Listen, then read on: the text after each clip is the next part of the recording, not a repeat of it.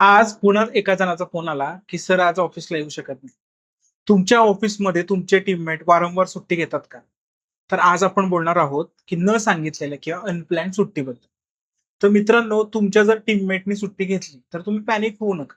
ही सुट्टीची चुकी नाही आहे, ही तुमच्या प्रोसेसची चुकी आहे. आपण कुठेतरी प्रोसेस लावायला किंवा प्रोसेस सेट करायला चुकलेलो आहोत.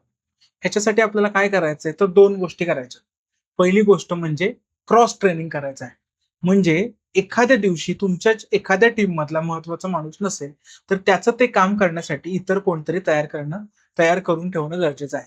दुसरी गोष्ट एम्प्लॉईज बरोबर किंवा टीममेट सोबत समोरासमोर बसून तुमचे कॅज्युअल लीव्हचे आणि सीरियस लीव्हचे काय प्लॅन्स आहेत, हे त्यांना सांगणं खूप जास्त गरजेचं आहे.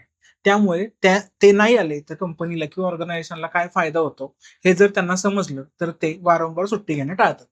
मित्रांनो, एक चांगला व्यवसाय तो नाहीये जिथे लोकं सुट्टी घेत नाहीत. पण तो आहे जिथे सुट्टी घेतल्यानंतरही त्यांचं जे काही रोजची प्रोसेस आहे ती व्यवस्थित होते.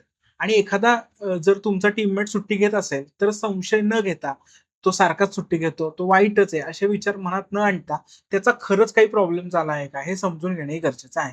कदाचित त्या सिम्पथीमुळे तुमचं त्याचं एक वेगळं बॉन्ड तयार होईल आणि तो तुमचं ऑर्गनायझेशन किंवा तुमची कंपनी मोठी करण्यासाठी तुम्हाला खूप मदत करेल.